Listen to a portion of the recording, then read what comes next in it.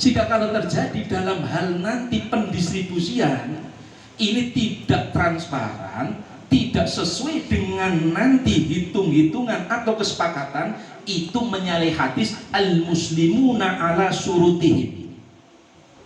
Saya gambarkan begini, panjenengan punya tanah, kemudian mewakafkan tanah ini untuk masjid, kira-kira dibangun untuk madrasah, boleh atau tidak? Kalau boleh apa alasannya, kalau tidak alasannya? Boleh apa? Betul. Panjenengan punya tanah ini saya wakafkan untuk masjid, kemudian oleh panitia dibangun madrasah, boleh apa betul? Betul alasan. Kenapa? Karena al-muslimuna ala surutihim, umat Islam ini terikat dengan kesepakatan yang dibuat dengan umat Islam yang lain. Ingat ini hadis ini. Hadis yang kemudian dijadikan kaidah fikih. Al-muslimuna ala surutihim, umat Islam ini terikat kesepakatan yang dibuat dengan umat Islam yang lain. Kalau nanti ada umat Islam menyampaikan tanah ini untuk masjid, maka tidak boleh penggunaannya adalah untuk nanti madrasah, walaupun madrasah itu lebih utama dan lebih dibutuhkan. Ini sama persis ketika PCNU dulu itu kemudian memberikan semacam ide yang akhirnya itu ada pengumpulan koin NU difasilitasi kaleng. Gitu mau betul? Kesepakatannya sudah jelas, komposisinya sudah jelas, prosentasenya sudah jelas. Kenapa dalam prakteknya ada yang tidak kemudian sesuai dengan kesepakatan? Secara hukum fikih tidak boleh. Ini saya pertanggungjawabkan. Kenapa? Karena yang punya wewenang dalam hal nanti secara hukum negara, masalah kemudian pengambilan infak, pengambilan dana, ini yang punya payung hukum adalah PCN itu lazisnu. Kemudian secara hukum fikih, melihat daripada kaidah fikih yang diambilkan dari hadis al-muslimuna ala syurutin, anggar kita wis kesepakatan, oke, ada prosentase untuk PC sekian, MBC sekian, untuk ranting sekian, tidak boleh sesuai dengan tidak boleh menyalahi sesuai dengan kesepakatan. Ini juga kalau kemudian kita tarik secara hukum bisa termasuk khid'ah. Apa itu khid'ah? Khid'ah apa? Khianat.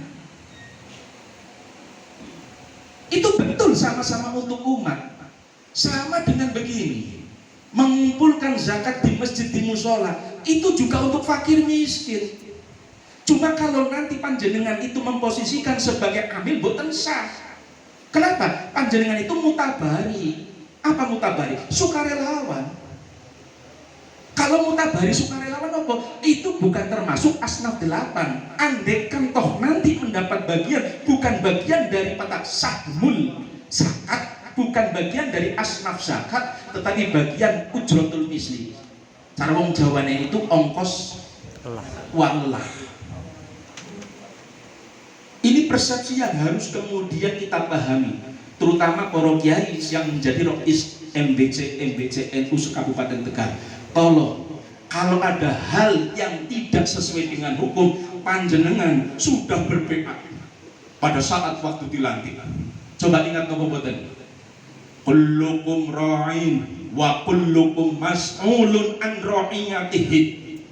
Panjenengan itu setiap menjadi pemimpin, ketika pemimpin itu mas'ulun an ra'iyatihi, ditakoni. Kalau ada sesuatu simbotan pas di MBC panjenengan, Rois Surya itu orang yang bertanggung jawab. Kenapa? Ini merupakan panglima tertinggi menurut komandansinya. Ini kita harus ini. Katib itu sebagai pengawal dan provokator supaya Rois Surya bergerak, bukan hanya pelengkap. Ini saya setuju. Ini persoalan bukan hanya persoalan masalah kaitan dengan administrasi, ini sudah persoalan masalah hukum. Tolong luruskan.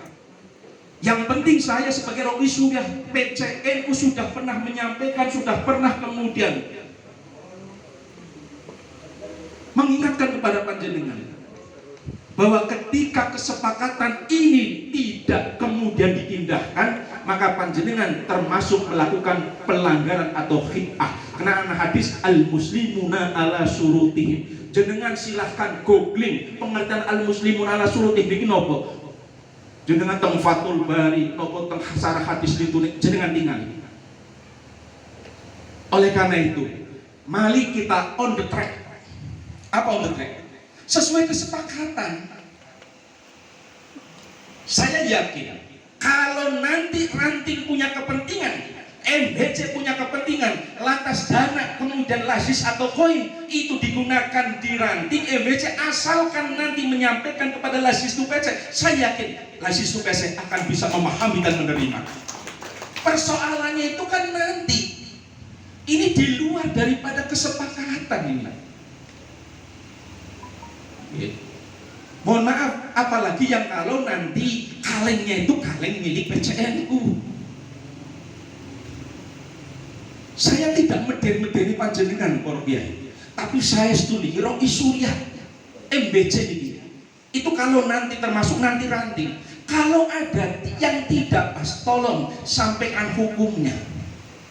Tapi dia orang bakal ditakoni. Oh, tapi dia ini masalah persoalan administrasi. Tidur nyenyak dan nyaman, tidur cantik gak masalah. Saya setuju. Tapi kalau nanti ada penyimpangan yang nanti berimbas, yang nanti punya korelasi terhadap masalah hukum fikih, maka nanti sesuai dengan beat, kullukum mas'ulun an ra'iyati, akan ditanya orang yang menjadi pemimpin tertinggi. Siapa pemimpin tertinggi itu? Surya.